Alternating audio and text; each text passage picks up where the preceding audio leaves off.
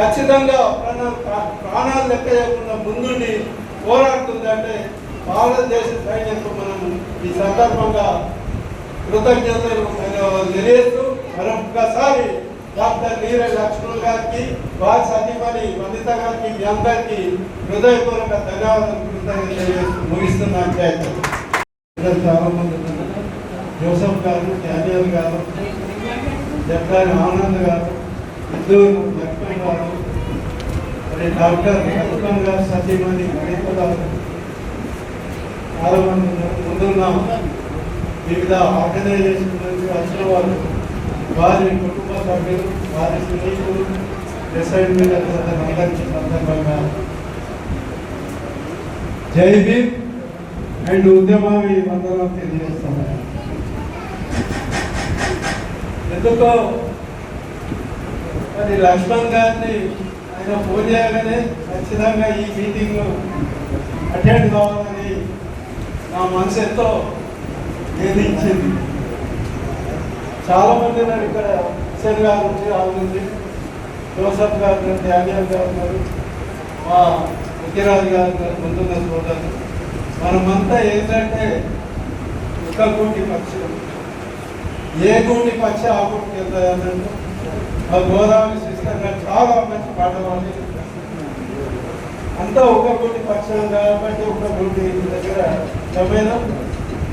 మరి నేను మా సోదరుడు లక్ష్మణ్ గారికి డాక్టరేట్ అవార్డు వచ్చిందని ఎంతో సంతోషపడ్డాను. Asia university, Asia international cultural and research university మరి ఇంత పెద్ద డాక్టరేట్ అవార్డు ఇచ్చిందంటే మరి ఆయన గొప్పతనం ఏందో ఈ సందర్భంగా చెప్పక తప్పదు. ఈ సందర్భంగా ఆయనకు మీ అందరి తరఫున, నా తరఫున, నిజామాబాద్ జిల్లా తరఫున శుభాకాంక్షలు, శుభాభినందనలు తెలియజేస్తాను. అయితే ఒక మగాడి ఎదుగుదలకు ఒక ఆడాలి కారణం నాకు తెలుసు, అనుభవపూర్వకంగా చెప్తా ఉన్నా. మరి ఇక్కడ డాక్టర్ లక్ష్మణ్ గారి ఎదుగుదలకు వారి సతీమణి వనిత గారు ముఖ్య కారణమని ఈ సందర్భంగా చెప్పక తప్పదు. కాబట్టి ఈ సందర్భంగా వనిత గారికి కూడా నేను ధన్యవాదాలు తెలియజేస్తూ, మరి వీళ్ళంతా ఆత్మకార కనబడుతూ ఉంది. స్టేజ్ మీద ఉన్నారు కానీ ముందు కూర్చున్నాం. ఎందుకంటే నాడు 2001 తెలంగాణ ఉద్యమం, మరో ఉద్యమం 2001. మరి ఆ ఉద్యమంలో మన నీళ్లు, నిధులు, నియామకాలు అందరూ బయట వాళ్ళు దోసుకోపోతున్నారనే ఉద్దేశంతో మనమందరం ఉద్యమంలో పాల్గొంది. ఆ తెలంగాణ ఉద్యమంలో మాత్రం కూడా మరి ప్రతిరోజు పాల్గొన్నది డాక్టర్ నీరజ్ లక్ష్మణ్. అందుకే మరి సామాజికంగా, స్వచ్ఛందంగా, రాజకీయ పరంగా ఆయనకు డాక్టరేట్ అవార్డు వచ్చిందంటే మరి చెప్పిన ఆయన ఎన్నో ఇన్సిడెంట్స్ జరిగాయి. మరి ఆ ఇన్సిడెంట్స్కు చాలా మాకు అవినాభ సంబంధాలు ఉన్నాయి దగ్గర అభిప్రాయాలు. ఎందుకంటే అన్ని ఇన్సిడెంట్స్కు ఒకటే ధైర్యం, మనిషికి ధైర్యం ఉంటే ఏదైనా సాధించవచ్చు. అట్లాగే నాకు కూడా అదే ధైర్యంతో చాలా మంది అప్పుడు 87లో మాకు కృష్ణగిరిలో కాంటాక్ట్ చేస్తా అంటే నువ్వు పిల్లవాడి పెద్దవాడి నువ్వు చేయొద్దంటే నేను ఖచ్చితంగా చేస్తా అని చెప్పి ధైర్యంతో పోరాడు. అట్లాగే మరి ఈరోజు ఈ జడ్పీ చైర్మన్ వచ్చిందంటే అటు మరి గాడ్ గిఫ్ట్, అటు కేసీఆర్ పుణ్యం, మీ అందరి పుణ్యం, ధైర్యంతో ముందున్నా. ఎందుకంటే నేను ఇప్పుడు నా పీరియడ్లో కరోనా కూడా వచ్చింది. చాలామంది పెద్దలు కరోనాలో మనం అప్పుడున్న కలెక్టర్ కానీ, అప్పుడున్న మంత్రి కానీ మీరు పెద్ద వయసండి, మీరు తిరగద్దు, మీరు మరి కరోనా సమాజంలో తిరగద్దని అన్నప్పుడు నేను అన్న ఒకటే, మరి లక్ష్మణ్ గారు లెక్క నేను కూడా మొండివాడిని. गौतम बुद्ध, महात्मा ज्योतिबा फुले, छत्रपति शाहू महाराज, नारायण गुरु, पेरियार रामस्वामी नायकर, डॉक्टर बाबा साहब अंबेडकर, గౌరవనీయులు సుదర్శన్ రెడ్డి గారు వేదిక మీదకి రావాల్సిందిగా కోరుతున్నాం. రండి ప్లీజ్. డాక్టర్ బాబాసాహెబ్ అంబేద్కర్, కాశీరామ్ గారులను స్మరిస్తూ ఈ కార్యక్రమానికి పిలవగానే హాజరైనటువంటి మాజీ జిల్లా పరిషత్ చైర్మన్ దాదాన గారి విఠల్ గారికి, మా మిత్రులు హుషేన్ గారికి, మా శ్రేయభిలాషి మా క్లాస్మేట్ ప్రిన్సిపాల్ బుద్ధిరాజ్ గారికి, జోసఫయ్య గారికి, జక్కయ్య ఆనంద్ గారికి, మా తమ్ముడు లక్ష్మణ్ గారికి, ఈ కార్యక్రమానికి వచ్చిన మీ అందరికీ పేరు పేరున హృదయపూర్వకంగా జైబీ ప్రేర్సలా సలాం అలైకుం. ఈరోజు నిజంగానే ఆనందంగా ఉన్నది. ఎందుకంటే ఒక రైతు విత్తనాలు పోసి, నారు పోసి, నారును పెంచి, ఆ తర్వాత దున్ని, నారును నాటి, వడ్డైన తర్వాత కళ్ళానికి తీసుకొచ్చి ఇంట్లో సమకూర్చేటువంటి సందర్భం నేనే అభివర్ణిస్తున్నా. 89లో నేను మామూలు వ్యక్తిని. మా సీటు లక్ష్మణ్ గురువు గారు ఒక 11 మందితో మీటింగ్ పెట్టిండు. ఇప్పటి వరకు అంబేద్కర్ మూవ్మెంట్లో నడిపినాం. ఇప్పుడు ఒక రాజకీయ పార్టీ వచ్చింది.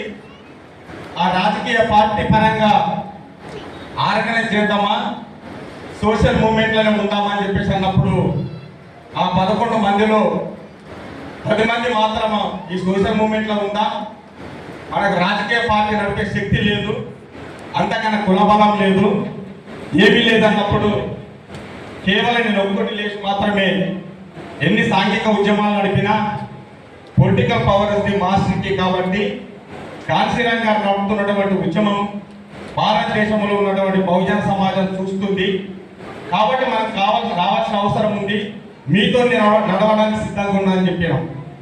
తను సంతోషపడి ఆ రోజు నుంచి నా జీవితం రాజకీయ వైపు మరణం జరిగింది. కేవలం 20 సంవత్సరాలు నాకు ఇంటర్మీడియట్ అయిపోయింది. డిగ్రీలో స్టార్ట్ అయినప్పుడు 20 సంవత్సరాలు నాకు మాట్లాడడం రాదు, ఆర్గనైజ్ చేయడం రాదు. అదంతా కేవలం మా సీటు లక్ష్మణ్ మా గ్రూప్ నేను చెప్పేసి చెప్పక తప్పదు. ఆ తర్వాత తారకం గారు, కత్తి పద్మారావు గారు, నల్లా సూర్యప్రకాష్ గారు వీళ్ళతో ప్రయాణం చేసినప్పుడు కాశీరామ్ గారి దగ్గర ఒక్కటి మాత్రం నేర్చుకున్నా. కోట్ల రూపాయలున్న ఏమున్నా ధైర్యం ఉన్న అన్ని బలాలు అని చెప్పేసి, ధైర్యం ఏదైతే ఉందో ఆ ధైర్యాన్ని మాత్రమే మనం సామూహికంగా మనము సమాజానికి ఇచ్చినట్లయితే మనం అన్ని సమస్యలకు పరిష్కార మార్గం దొరుకుతుంది. ఈ రాజకీయ రంగంలో బహుజన సమాజ్ పార్టీ ద్వారా నేను ఎంత ప్రయాణం చేసినో అంత అవమానం కూడా తగ్గింది. ఏంటి అవమానం? గౌతమ్ బుద్ధుడు మార్పు కోరితే పాత విషయం, జీసస్ గారు మార్పు కోరితే సిలువేషన్. అల్లా గురించి పెద్దగా తెలియదు, క్షమించాలి. అదే రకంగా అల్పసంఖ్యాకులైనటువంటి చేతులు ఉండి బహుజన సమాజానికి రాజ్యాధికారం రావాలి, అన్నింటిలో వాటా కావాలి, వీళ్ళందరూ చైతన్యవంతం కావాల్సిన అవసరం ఉందని చెప్పేసి అంటే కొంతమంది దుండగులు బాబాసాహెబ్ అంబేద్కర్ విగ్రహం మీదలో చెప్పులేసి నన్ను బలి చేశారు. ఆ రోజు నా ప్లేస్లో ఎవరైనా చనిపోతారు.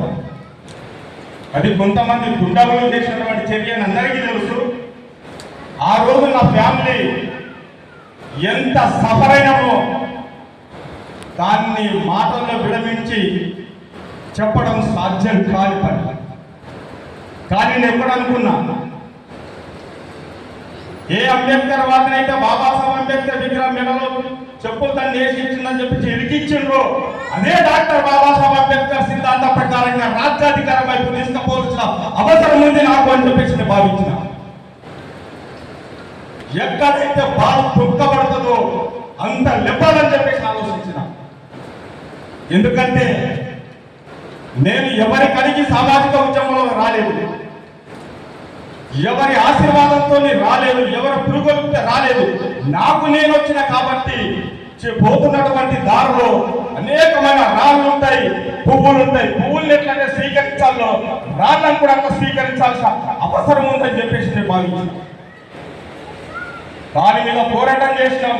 కడిగిన ముత్యంలాగా చట్టంతో పనిచేస్తూ బాబాసాహెబ్ అంబేద్కర్ ఇచ్చిన రాజ్యాంగం ప్రకారంగా బయటకు వచ్చాం.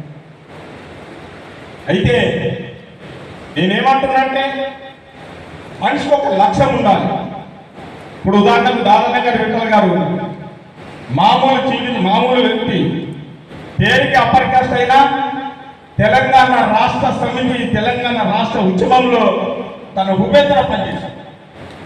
అదే రకంగా ముషన్ గారు ఉన్నారు, కమ్మర్పల్లిలో ఎక్కడో పుట్టినటువంటి వ్యక్తి, ముందు ఆర్ఎస్ఎస్ లో పనిచేసి ఆ తర్వాత ఇస్లామిక్ సమాజాన్ని అడ్డుపెట్టుకుని పనిచేస్తుంది.